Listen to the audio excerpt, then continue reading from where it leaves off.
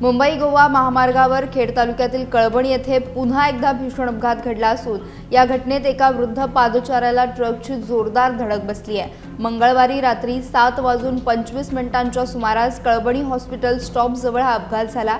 या अपघातात तुकाराम भागोजी बोबले वय वर्ष 75 राहणार कळंबणी हे गंभीर जखमी झालेत। मिळालेल्या माहितीनुसार लोटे येथून मुंबईच्या दिशेने जाणारा ट्रक रस्त्यातून जात असताना पादचाऱ्याला धडक देऊन हा अपघात घडला।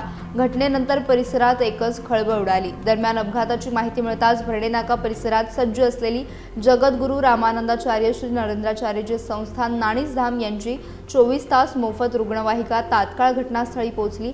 चालक सूरज हंबीर यांनी तत्परता दाखवत जखमींना उपजिल्हा रुग्णालय कळंबणी येथे उपचारासाठी दाखल केलं।